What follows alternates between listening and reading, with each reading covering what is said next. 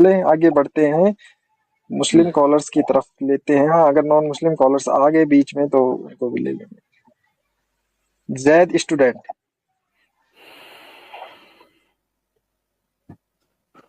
Hello sir, अस्सलाम बोले जैद वालेकुम। भाई। वालेकुम अस्सलाम वरहमतुल्लाह। आप पहली जी मर्तबा सर। ज्वाइन हुए हैं या पहले भी कभी ज्वाइन हुए हैं? जी सर, मैं पहली मर्तबा ज्वाइन हुआ हूँ। ठीक है। अच्छा ठीक है। वैसे एक चीज, जैद भाई एक मिनट जरा। अभी ये हमारे लॉजिकल फिलोसफर आए थे ना, तो इन्होंने लॉ ऑफ कॉन्ट्रडिक्शन पता नहीं क्या क्या, तो मैंने जी कागज कलम संभाल लिया। मैंने कहा यार इनसे बात करते हुए थोड़ा सा अल्लाह खैर शायद करे। आज मजा आएगा, तो मेरे कहा कागज कलम में लिखूंगा ये क्या कह रहे हैं, ताकि बात जो है वो टू द टॉपिक रहे। अरे जी मैंने भाई। कहा था ना, वो रूहानी तौर पे आईएल लगा हुआ होता है। जी सर। जी सर पहले तो मैं बोलना चाहूँगा कि मैं कश्मीर से हूँ, जी इंडिया जी वाले बिल्कुल कश्मीर बात से। जी और मैं एथिज्म के ट्रैप में फंस गया था बैक फ्रॉम 1 ईयर। फिर मैंने मुफ्ती साहब की वीडियोस देखे and I got all of my answers which I was looking for. अल्हम्दुलिल्लाह। सर अब मेरा एक ही क्वेश्चन है सर, अगर आप इजाज़त दें तो मैं बोलूँ। जी जी सर, मेरे जो फ्रेंड्स हैं बहुत सारे हिंदू भी हैं और बहुत सारे मुस्लिम्स भी हैं, और उनके फैमिली में उनके माँ-बापों ने उनको वैसे ही प्रोग्रामिंग की है, उनको लगता है कि हिंदुइज़्म ही राइट है। अगर वो एक अच्छे ह्यूमन बीइंग हैं, ह्यूमैनिटी को सर्व करते हैं, गरीबों को खाना देते हैं, सब कुछ ह्यूमन है, तो सर हमारा अल्लाह उनको क्यों जहन्नम में डालेगा? मैं तो समझ रहा था कि आपने मेरी सारी वीडियोस देख ली हैं। मेरे ख्याल से सारी वीडियोस नहीं देखी हैं, बहुत सारी बाकी हैं, चूंकि इस सवाल का जवाब मैंने कितनी ही मर्तबा दिया है। एक तो बात यह कि इसका ताल्लुक हिंदू, मुसलमान, ईसाई, यहूदी से नहीं है। ये एक यूनिवर्सल लॉ है। जो खुदा का है खुदा उसका है, खुदा उसको इनाम देगा। जो खुदा के साथ वफादार नहीं है, जो खुदा को मानता नहीं है, और वो दुनिया जहां के साथ वफादार है, तो फिर खुदा किस वफादारी का इनाम उसको दे? भाई जी सर, वफादारी तो लेकिन खुदा के उसमें साथ। जी सर 1 मैं मिनट एक सर, मिसाल सर देता उसमें हूं, एक मिसाल दे देता हूं। एक आदमी किसी मुल्क में रहता है जहां बादशाहत है, और वो कहता है मैं बादशाह का वफादार नहीं हूं, I am not loyal to him.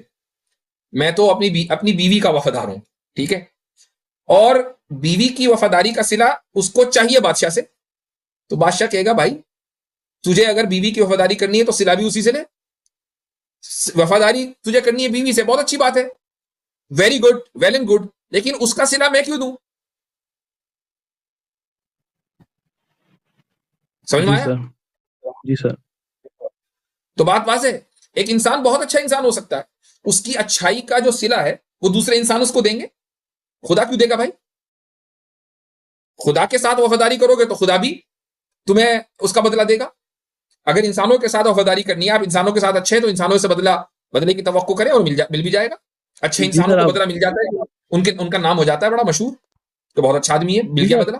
अगर अगर वो एक फैमिली में पैदा हुए हैं और उनको ट्रबल्स आए, उनको मुश्किलात आए, फॉर एग्जांपल हेल्थ इश्यूज या कोई फाइनेंशियल कंडीशन इशू, फिर वो रिलीजन सर्च नहीं कर पाए। वो किसी दुनिया में अभी 4500 से ज्यादा रिलीजन्स हैं, वो किसी भी रिलीजन में पैदा हो, वो कैसे इस्लाम को ही सर्च कर सकते हैं और वो देख सकते हैं कि prophet Muhammad is last messenger? मैंने इतनी ही मरतबा गुफ्तगू की है कि हर वो शख्स, मैं किसी पर्टिकुलर सिनेरियो या रिलीजन पर बात नहीं कर रहा हूं, हर वो शख्स के जो इस्लाम की सच्चाई तक नहीं पहुंच सका, बावजूद के वो सच की तलाश कर रहा था, यानी दिल में ख्वाहिश थी कि मैं सच्चाई तक पहुंच जाऊं, लेकिन जी किसी भी सर। वजह से, फॉर वट एवर रीजन, वो सच अपने हालात की वजह से, दुनिया के हालात की वजह से एक्सेस नहीं था, या बहुत रिमोट एरिया में वो रहता था, वो सच्चाई तक नहीं पहुंच सका।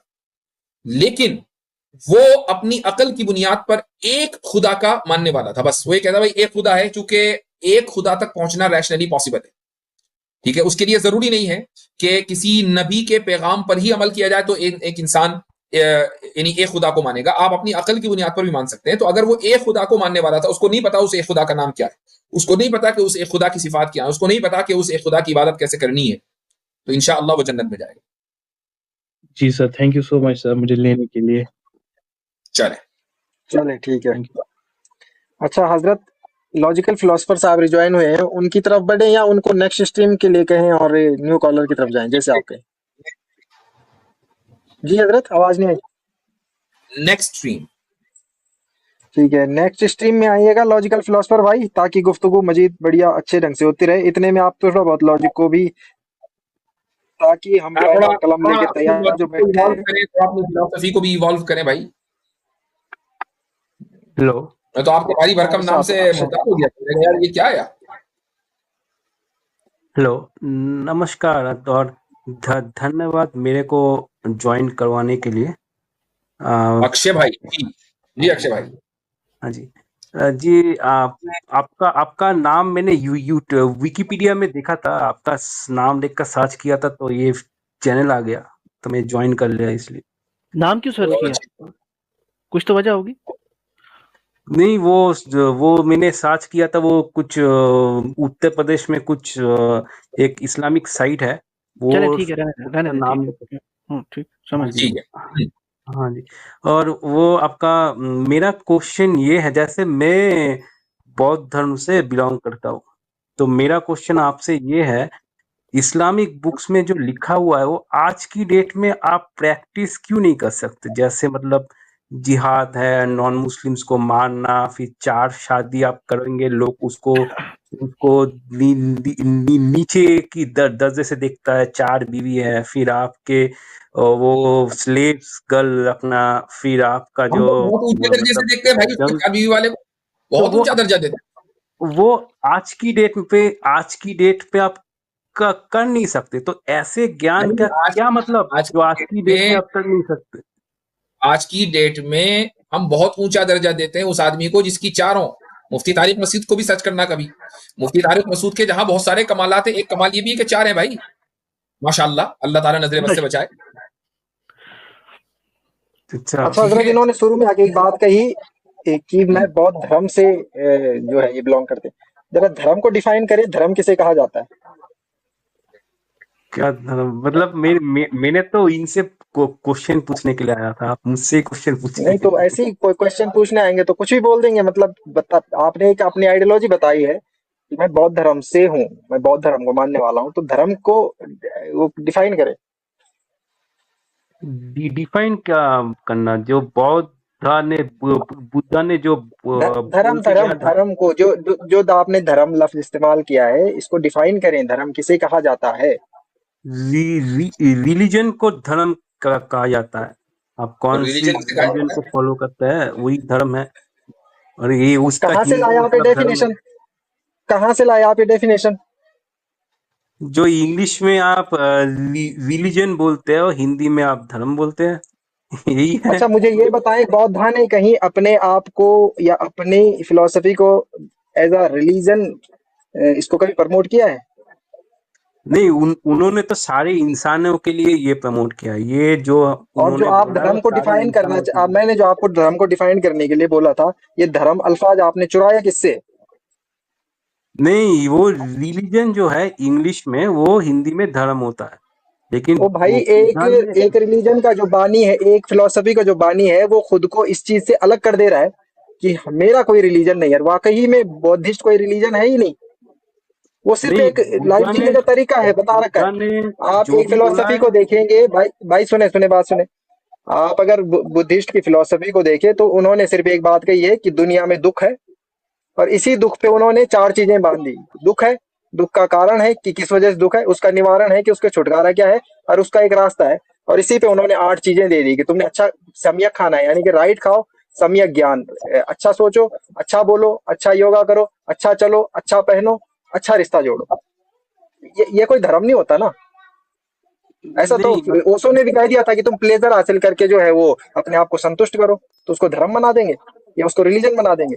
नहीं, उन्होंने बोला है वो आपका जो विपस्सना योगा होता है, मेडिटेशन टेक्निक है, अगर आप वो ओहो, फॉलो पता करेंगे है, तो ये जो राइट, सम्यक योग भी पता है। जो मैं सम्यक बोल योग रहा हूँ उन्होंने कहा है वो भी पता है, सब। लेकिन वो उन्होंने 8 जो चीजें डिफाइन की हैं वो सिर्फ इसलिए की हैं कि ये सब चीजें सही मात्रा में होनी चाहिए और सही दिशा में होनी चाहिए। हाँ, वो बात खत्म। सही इसको आप धर्म मात्रा कैसे क्या डिफाइन कर रहे है? हैं? नहीं, वो सही मात्रा क्या है वो समझने के लिए बुद्धा ने तो बोला है जो ये मर्जी जो हो, धर्म ये क्या है, जो धर्म बताएं। धर्म एक सुने, धर्म धर्म एक ऐसी चीज है जिसको खुदा की तरफ से दिया जाता है कि तुम ये काम करोगे, ये काम नहीं करोगे। जो जो, जो ये काम करोगे, इन करने वाले कामों को धर्म कहा जाता है और उनको ना करने वालों को धर्म कहा जाता है। तो आपकी फिलॉसफी में बता दीजिए। बुद्धा ने तो अच्छा, ईश्वर को ही नकार ये दिया। सवाल अक्षय भाई वो तो आपसे बोला ये ईश्वर है बनता ही है ना कि आप ये चाहेंगे कि पूरी दुनिया बौद्ध धर्म इख्तियार कर ले? नहीं, मतलब बौद्ध धर्म नहीं, बुद्धा ने जो जो बात बोला है, मेडिटेशन करना, किसी अभी का आपने कहा ना मैं नुकसान ना बौद्ध करना। धर्म से आया हूँ, तो आपका जो धर्म, जो आप वाला धर्म है, क्या वो सबको अडॉप्ट कर लेना चाहिए? नहीं, मैं ये तो नहीं बोलूंगा। मैं ये नहीं बोलता सबको बुद्धिज्म अपना लेना चाहिए, ये तो मैं नहीं बोलूंगा। मैं यानी यानी अगर अगर बुद्धिज्म अच्छा है तो अच्छाई के मजे आप ही लूटे हैं और बाकी सब महरूम रहे, ये क्या बात हुई भाई? नहीं, मतलब वो जोर जबरदस्ती का बात हो गया ना, तुमको ये बात मुझसे मेरा जबरदस्ती की नहीं, तुझे। बात ख्वाहिश की हो रही है। आपकी ख्वाहिश क्या है? मेरा ख्वाहिश ये है सब स्वतंत्र रहे। कोई कोई नियम अब या फिर कोई कानून या फिर कोई ये सब बेकार की चीज, नियम जो है ऐसे करना ऐसे, ये सब नियम चीजें नहीं होना ना करके चाहिए, फ्री रहे। अभी ऊपर भी बात करेंगे। चलो मुझे एक बात बताओ, आपने कहा मैं बौद्ध धर्म से आया हूँ, तो क्या सबको, आपकी ख्वाहिश क्या है, बौद्ध धर्म इख्तियार करना चाहिए या नहीं? क्योंकि कुछ तो अच्छाई होगी ना बौद्ध धर्म में, जो आप बौद्ध धर्म इख्तियार कर चुके, अपना चुके। नहीं, जैसे आप मुझे बोल रहे हैं बौद्ध धर्म लेना चाहिए, मतलब सबको बुद्धिस्ट हो जाना चाहिए। मैं बोल रहा हूँ नहीं, सबको बुद्धिस्ट बनने की जरूरत नहीं है। बुद्धा ने जो क्यों जो बने बातें फिर? थोड़ी बहुत बोला है नहीं, वो एक सब मिनट, मान लो एक बस। मिनट, एक मिनट, आप बुद्धिस्ट क्यों बने? सबको तो नहीं बनना चाहिए, तो आप क्यों बने? मुझे अच्छा लगा ये जो विचारधारा है, ये मेरे को अच्छा लगा, मेरे को शांति मिल रहा है, इसलिए जो मैं अपने शांति आप को आपको बहुत मिली है, बोल रहा हूँ। शांति लोग आपको जैसे मिली है, समझे। जो शांति आपको है, हाँ जी। जो शांति आपको मिली है, क्या आप नहीं चाहते कि वो शांति सबको मिल जाए?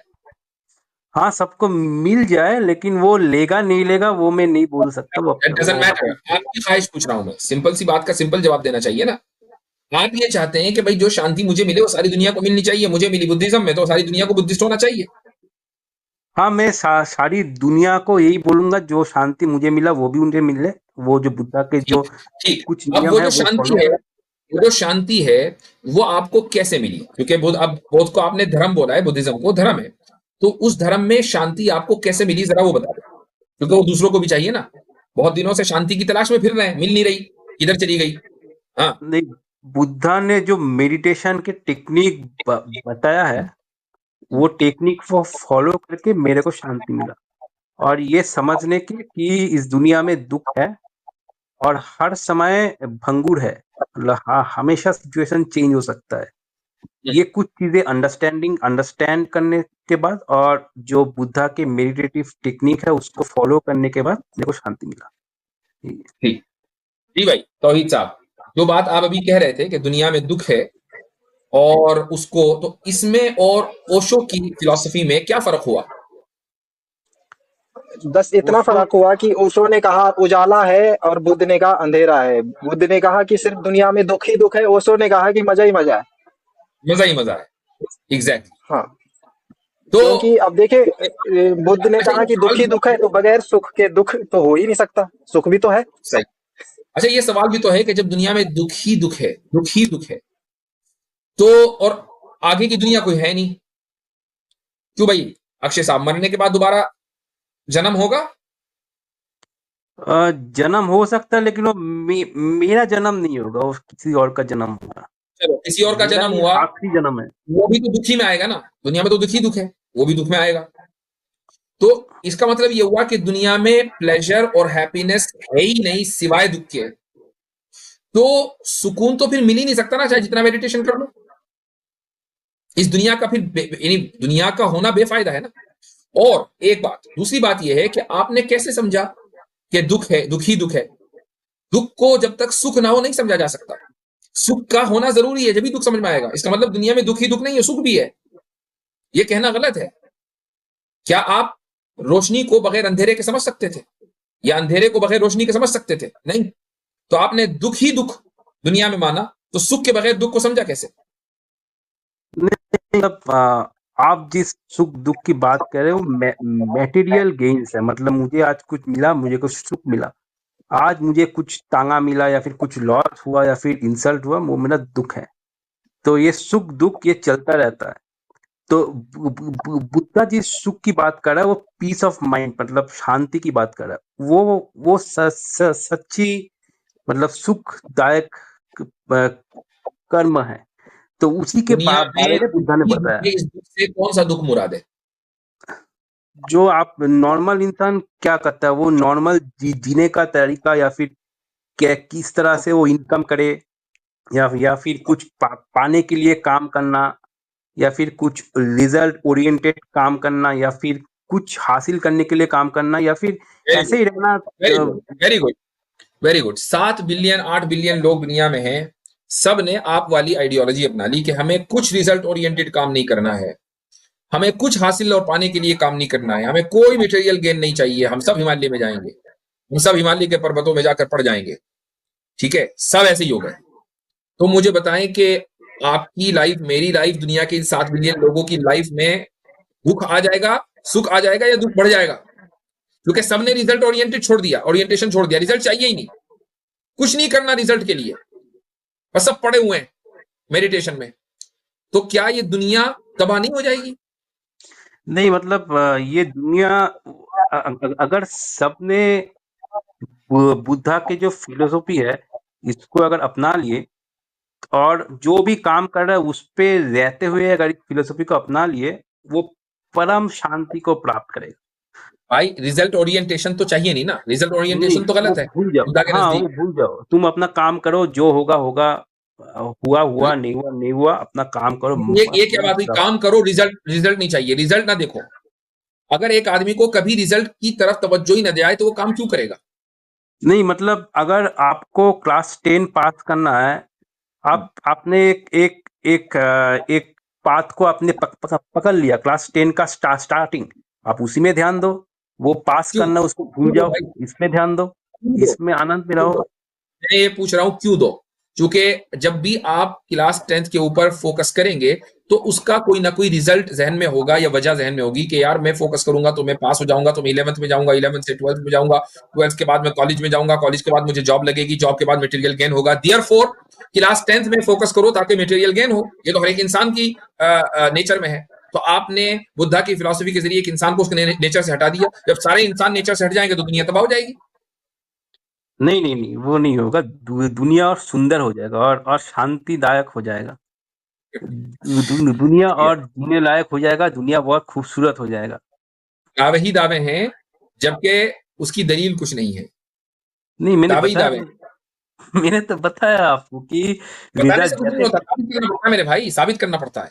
ना, बताने से मैं तो कुछ नहीं बोला होता। ना, अगर वो क्लास 10 को पास होने के लिए ही जीवन भर यही सोचता रहेगा मुझे पास करना है, काम करना है, अगर वो पास हो भी गया, मान लो वो पास करके 11 12 भी पास हो गया, नहीं उसको नहीं, उसको उसको ये ज्यादा बताएं, कुछ वो छोड़े, लगेगा कि आप उसने गलत टाइम मिसाल दे बर्बाद रहे हैं। कर मैं दिया। सही मिसाल देता हूँ, मैं सही मिसाल देता हूँ। आप ये बताएं, बुद्धा का अल्टीमेट गोल क्या था?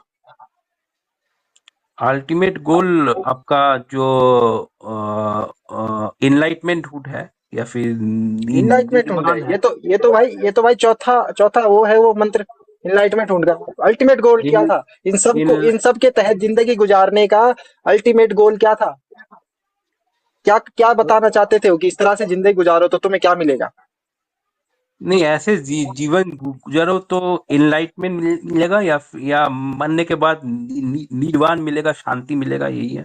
निर्वाणा मिलेगा। तो एक बंदा, जो आप कह रहे हैं कि वो अपने रिजल्ट की चिंता ना करे, जबकि बुद्धा कह रहे हैं कि तुम निर्वाणा के लिए ये सब कुछ करो।